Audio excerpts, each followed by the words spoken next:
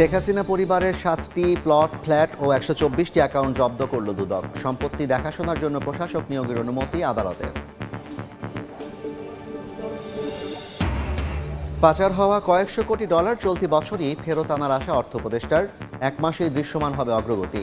বিদেশে শিক্ষার আড়ালে টাকা পাচার নিয়েও তদন্ত। সমালোচনা করতে গিয়ে জনদাবি থেকে সরে এলে শেষ হয়ে যাবে সব সম্ভাবনা, বললেন তারেক রহমান। ঐক্যের ভিত্তিতে সংস্কার ও বিচার হলে অবসান হবে বিভেদের, মত এনসিপি।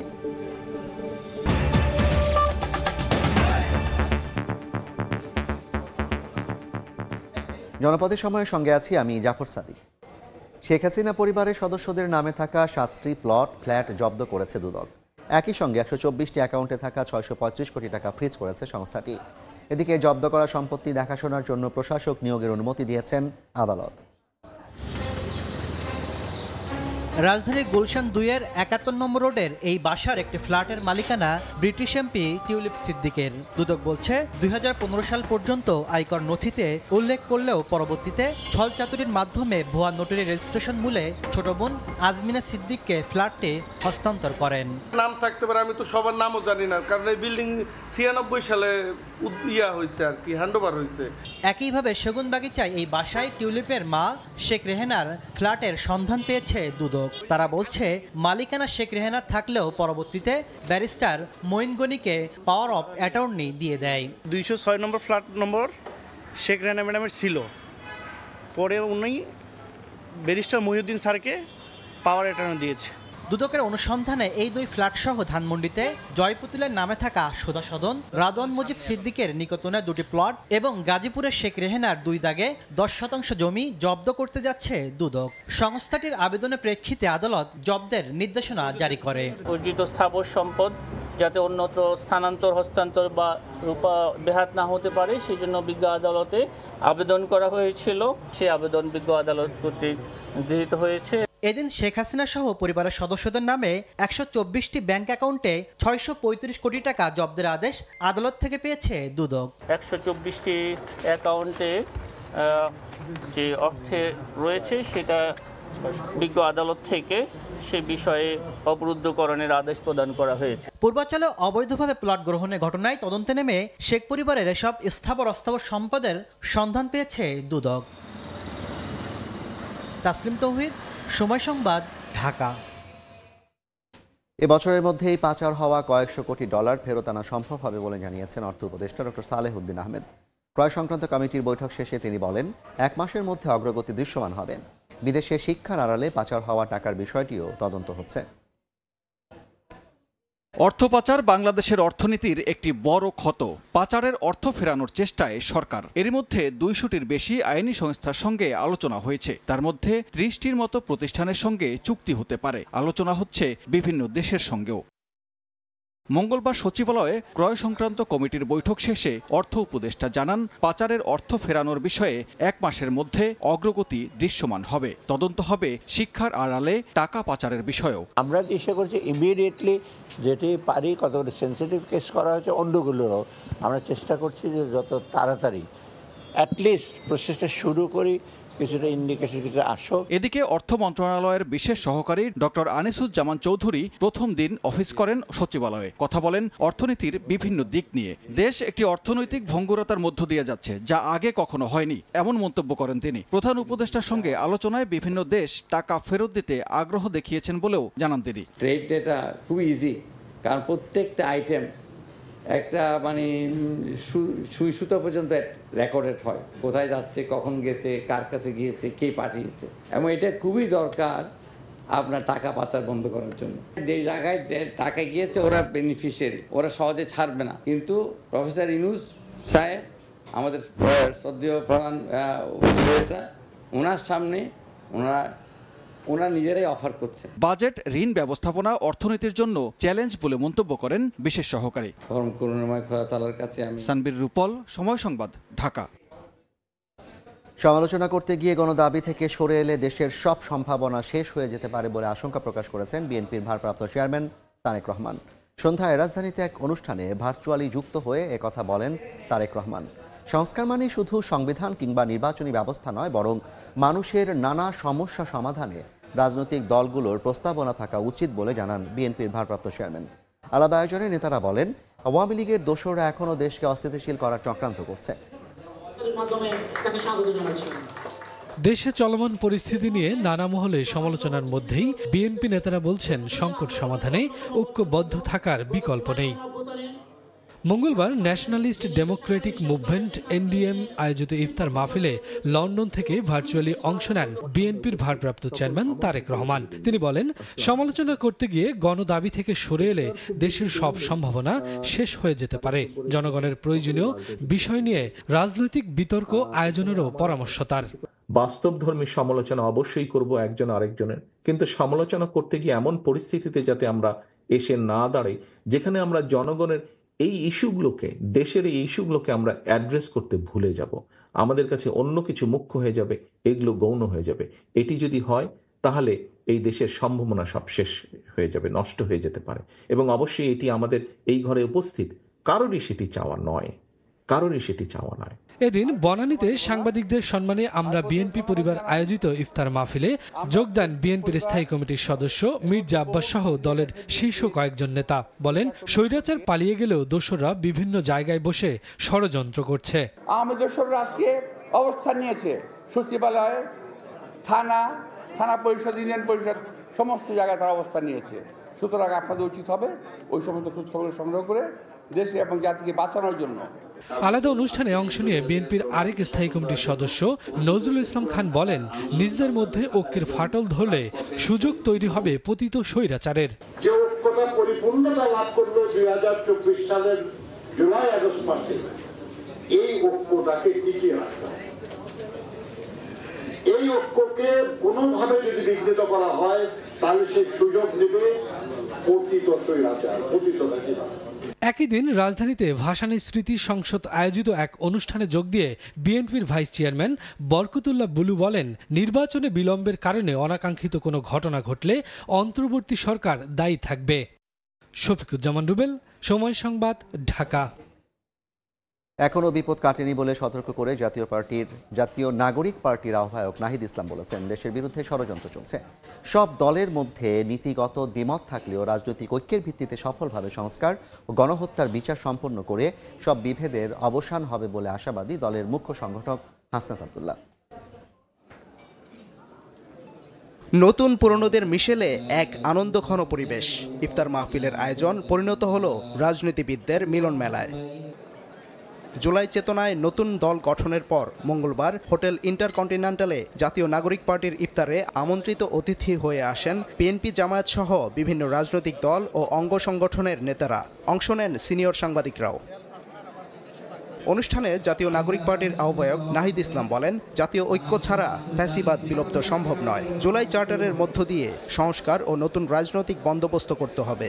আমরা যাতে ভুলে না যে দেশের বিপদ এখনো কাটে নাই, বাংলাদেশ বিরোধী শক্তিরা এখনো ষড়যন্ত্র করে যাচ্ছে।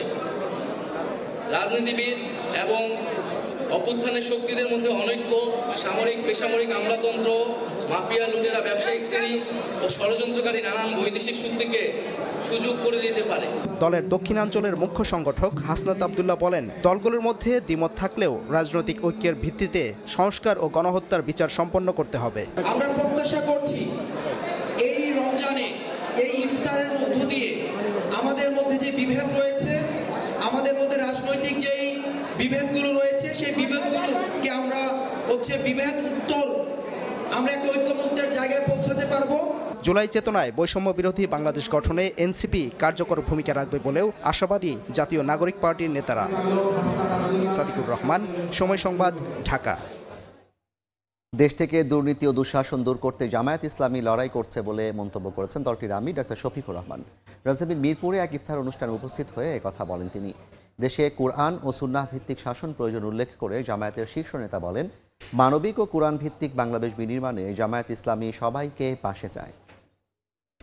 শতাব্দীর পর শতাব্দী ধরে আল্লাহর কোরআন দিয়ে শাসন হয়নি। এই হয়নি বলেই আমাদের সমাজে কোন দর্শন, লুণ্ঠন, অশান্তি গড়ে এবং বাইরে সর্বত্র। এখন একবার বাংলাদেশে খুবই প্রয়োজন আল্লাহর বিধানের শাসন কায়েম হওয়া। একটি হচ্ছে দুর্নীতি, আরেকটি হচ্ছে দুঃশাসন। এই দুইটা যদি আমরা বিদায় করতে পারি তাহলে আলহামদুলিল্লাহ কোরআনের আলোকের বাংলাদেশ এদেশের 18 কোটি মানুষের জন্য আল্লাহর নিয়ামত হিসাবে তাদের হাতে ধরা দেবে ইনশাআল্লাহ। জনপদের সময় আরও থাকছে। সুরক্ষা আইন সহ 5 দফা দাবিতে ফের আন্দোলনে ইন্টার্ন চিকিৎসকরা। সরকারি মেডিকেল কলেজ হাসপাতালে সেবা ব্যাহত, রোগী স্বজনদের চরম ভোগান্তি। দর্শকদের বিচার ও নারীর প্রতি সহিংসতার প্রতিবাদে উত্তাল রাজধানীর শিক্ষাঙ্গন সহ রাজপথ। রাজু ভাস্কর্য থেকে প্রধান উপদেষ্টার বাসভবন অভিমুখে পদযাত্রায় বাধা দেয় পুলিশ। এ সময় আন্দোলনকারীদের সঙ্গে ধস্তাধস্তি হয়, লাঠিচার্জ করে ছত্রভঙ্গ করে দেওয়া হয় তাদের।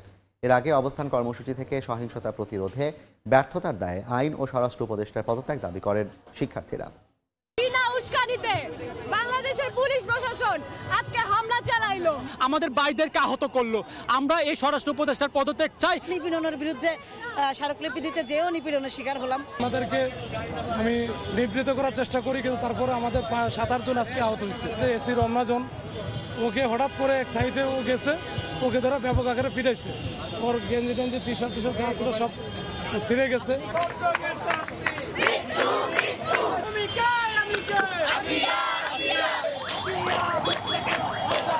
দুপুর থেকে শাহবাগে অবস্থান কর্মসূচি পালন করেন বিভিন্ন স্কুল কলেজের শিক্ষার্থীরা। কিছুক্ষণের জন্য মোড় অবরোধ করে ধর্ষণে দায়ীদের দ্রুত বিচারের আলটিমেটাম সহ বিভিন্ন দাবি জানান তারা। বিচারহীনতার সংস্কৃতির কারণে এসব ঘটনার পুনরাবৃত্তি ঘটছে বলেও অভিযোগ করেন তারা। দর্শকের বিচারের নামে প্রশাসন চলে, নাটক চলে। সর্বোচ্চ শাস্তি মৃত্যুদণ্ড এবং এমন মৃত্যুদণ্ড যেটা জাতি মনে রাখবে। সারা দেশে নারীর প্রতি সহিংসতার প্রতিবাদ ও বিচারের দাবিতে রাজু ভাস্কর্যে প্রতিবাদ সমাবেশ করেন ঢাকা বিশ্ববিদ্যালয়ের শিক্ষক শিক্ষার্থীরা। আইন শৃঙ্খলা পরিস্থিতির অবনতি হওয়ায় স্বরাষ্ট্র ও আইন উপদেষ্টার পদত্যাগ দাবি করেন তারা। স্বরাষ্ট্র মন্ত্রণালয়ে আমরা শক্তিশালী এবং একজন যোগ্য লোককে দেখতে চাই। লিঙ্গভিত্তিক সহিংসতার মামলায় যথাযথ বিচার নিশ্চিত করতে ব্যর্থতার দায় স্বীকার করে আইন উপদেষ্টাকে পদত্যাগ করতে হবে। ঢাকা বিশ্ববিদ্যালয়ের অপরাজেয় বাংলার পাদদেশে মানববন্ধন ও প্রতিবাদ কর্মসূচি পালন করেন সাদা দলের শিক্ষকরা। এই সমস্ত ঘটনার বিরুদ্ধে তীব্র সামাজিক প্রতিরোধ আন্দোলন গড়ে তোলার জন্য সকল বিবেকবান মানুষের প্রতি আহ্বান জানাচ্ছি। মাননীয় আইজিপি, আপনাকে আমরা সময় দিচ্ছি, 7 দিনের মধ্যে সত্যভাবে অবস্থান নেন, নতুবা আমরা আমাদের এই আন্দোলন আমরা রাজপথে নিয়ে যাব। দ্রুত বিচার না হলে আবারও কঠোর কর্মসূচি দেওয়ার হুঁশিয়ারি দেন প্রতিবাদকারীরা। শাকির আহমেদ, সময় সংবাদ, ঢাকা। দেশজুড়ে চলমান বিশৃঙ্খলা এবং একের পর এক ধর্ষণ নিয়ন্ত্রণ করতে না পারলে অন্তর্বর্তী সরকারকেও শেখ হাসিনার মতো পরিণাম ভোগ করতে হবে বলে হুঁশিয়ারি দিয়েছে বাম সংগঠনগুলো। নারী নির্যাতন ও ধর্ষণের প্রতিবাদে সন্ধ্যার পর থেকেই রাজধানী শাহবাগে জাতীয় জাদুঘরের সামনে জড়ো হতে থাকেন বাম সংগঠনের নেতাকর্মীরা। 7টায় শুরু হয় মশাল মিছিল। মিছিলটি টিএসসি হয়ে পৌঁছায়। এ সময় তারা স্বরাষ্ট্র উপদেষ্টার অপসারণ ও দ্রুত বিচার ট্রাইব্যুনালে ধর্ষকের বিচার দাবি করেন।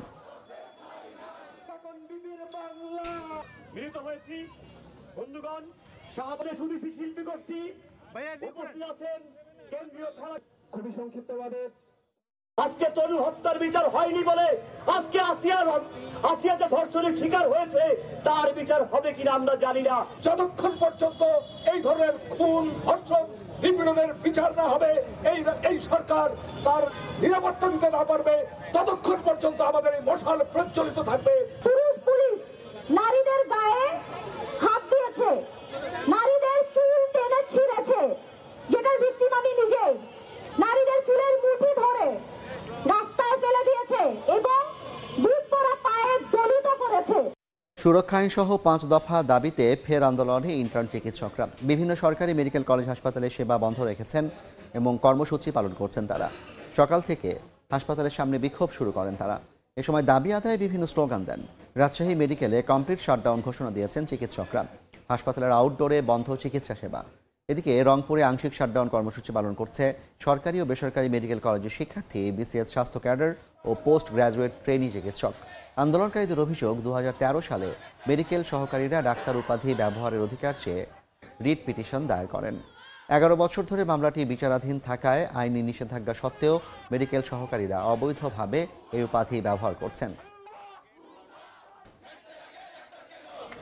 পিডিএস এবং এমবিএস ছাড়া কেউ কোনো ডাক্তার পদবি ইউজ করতে পারবে না। It is loud and clear, no one the use the title doctor before his name.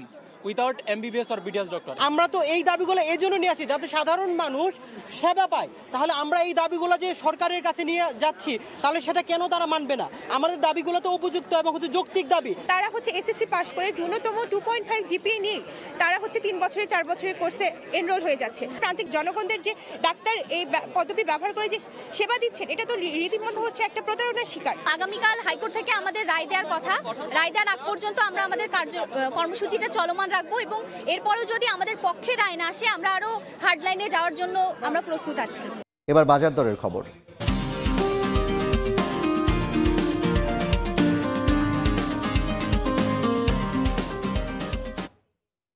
রমজানের দ্বিতীয় সপ্তাহে এসে বাজারে কমতে শুরু করেছে মুরগির দাম। কেজিতে কমেছে 20 থেকে 50 টাকা পর্যন্ত। এদিকে চাহিদা কম থাকায় কমেছে মাছের দামও। তবে মৌসুমের শুরুতে বেশিরভাগ গ্রীষ্মকালীন সবজির দাম 100 টাকার উপরে। লেবু, শসা, বেগুনের দামেও অস্বস্তি যাচ্ছে না। চড়ে থাকা চালের বাজারেও নেই দাম কমতির খবর। রাজধানীর কারওয়ান বাজার ঘুরে দেখা যায় 3 দিনের ব্যবধানে কেজিতে 20 টাকা কমে ব্রয়লার মুরগি বিক্রি হচ্ছে 180 টাকায়। গত শুক্রবার যা ছিল 200 টাকা। আর 50 টাকা কেজিতে কমে সোনালী মুরগি বিক্রি হচ্ছে 250 টাকায়। রমজানে আর দাম বাড়বে না বলে জানাচ্ছেন বিক্রেতারা। রমজানের ভিতরে যে রেটে আমরা বেচতেছি এই বেলে আপনার বাজার থাকে, সাধারণ লোকের কেনাকাটা অনেক সহজ হবে। বেচা বিক্রি কমে যাওয়ার খবর দিয়ে মাছ বিক্রেতারাও জানালেন জাত ভেদে দাম কমেছে 50 থেকে 100 টাকা। অন্যান্য জিনিসের তুলনায় মাছের বাজারে কাস্টমার কম, কারণ ক্যান্টিনগুলো বন্ধ, হোটেলগুলো বন্ধ। মাছ মাংসে স্বস্তি কেড়ে নিচ্ছে সবজির বাজার। মৌসুমের শুরুতে ঢেঁড়স, করলা, সজনা, পটল বিক্রি হচ্ছে 100 টাকার উপরে। গ্রীষ্মকালীন সবজি সরবরাহ কম থাকায় দাম বাড়তি জানালেন বিক্রেতারা। ঈদের পরে সবজির দাম এখন যা আছে ডবল হয়ে যাবে। একটু সহানুভূতি করে যে ভাই একটু কম লন না, একটু কম লন, তো তারাও বলতেছে আমরা বেশি দামে কিনছি। এদিকে দাম কমার খবর নেই চালের বাজারেও। কেজিতে 4 টাকা বেড়ে মিনিকেট বিক্রি হচ্ছে 80 থেকে 84 টাকায়। 2-1 টাকা বেড়ে ব্রি 28 বিক্রি হচ্ছে 58 থেকে 60 টাকা। আর নাজির শাল 76 থেকে 88 টাকায়। এখন মিনিকেটের লাস্ট সিজন, বৈশাখ আসবে, ঈদের পরে হয়তো নতুন দাম উঠলে কিছুটা কমতে পারে। আর এখন যে দাম বাড়ার কারণে যে দাম নাই মিলেদের কাছে। চালের বাজার নিয়ন্ত্রণে রাখতে আমদানি অব্যাহত রাখার দাবিও জানিয়েছেন খুচরা বিক্রেতারা। MS আরেফিন, সময় সংবাদ। ঈদ কেনাকাটার খবর।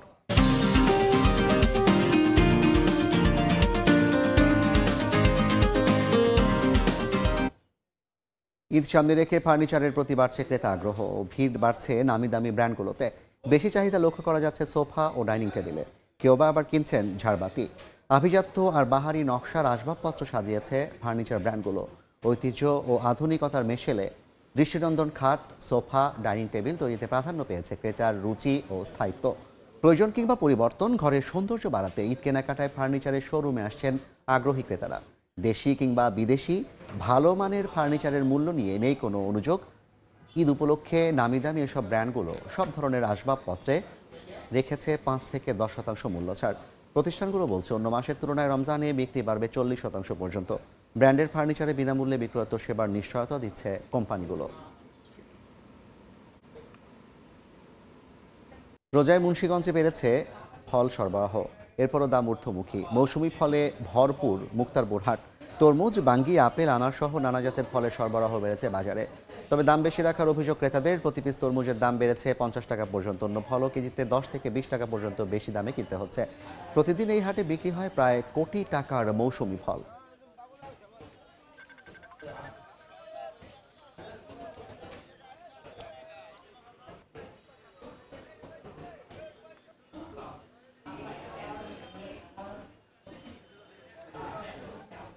জনপদের সময়ের শীর্ষ সংবাদগুলো জানিয়ে দিচ্ছে আরেকবার। শেখ হাসিনা পরিবারের 7টি প্লট, ফ্ল্যাট ও 124টি ব্যাংক অ্যাকাউন্ট জব্দ করল দুদক। সম্পত্তি দেখাশোনার জন্য প্রশাসক নিয়োগের অনুমতি আদালতের। এবং সমালোচনা করতে গিয়ে জনদাবি থেকে সরে এলে শেষ হয়ে যাবে সব সম্ভাবনা, বললেন তারেক রহমান। ঐক্যের ভিত্তিতে সংস্কার ও বিচার হলে অবসান হবে বিভেদের, মত এনসিপি।